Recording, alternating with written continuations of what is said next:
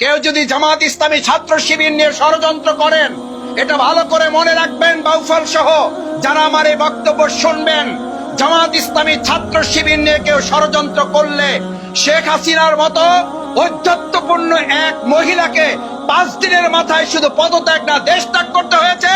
ভবিষ্যতে আমাদের নিয়ে কেউ ষড়যন্ত্র করলে 5 দিনও লাগবে না, 5 মিনিটের মাথায় আল্লাহর ফয়সালায় তাদেরকে হয়তো তার চেয়ে ভয়াবহ পরিণতির মুখে পড়তে হবে।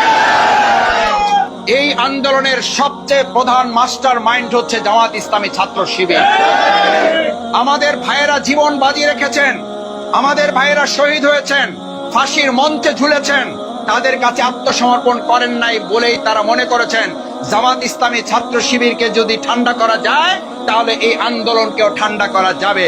কিন্তু লক্ষ্য করা গেছে 1 তারিখে আমাদেরকে নিষিদ্ধ করেছে, 4 দিনের ব্যবধানে আমাদের নিষিদ্ধের ফল হচ্ছে সরকার শুধু পদত্যাগ করে নাই, তাকে দেশটাকেও বাধ্য করতে হবে।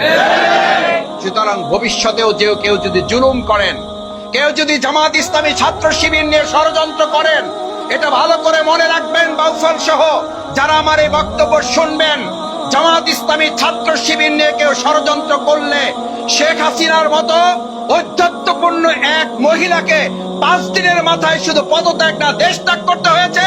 ভবিষ্যতে আমাদের নিয়ে কেউ ষড়যন্ত্র করলে 5 দিনও লাগবে না, 5 মিনিটের মাথায় আল্লাহর ফয়সালায় তাদেরকে হয়তো তার চেয়ে ভয়াবহ পরিণতির মুখে পড়তে হবে।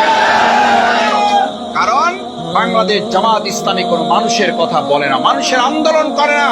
আমরা যে আল্লাহর কথা বলি সে আল্লাহ হচ্ছেন ইন্নাল্লাহা আলা কুল্লি শাইইন কাদির। আমরা দুর্বল, কিন্তু আমরা যে আল্লাহর কাজ করি সে আল্লাহ হচ্ছেন শক্তিশালী। সেজন্য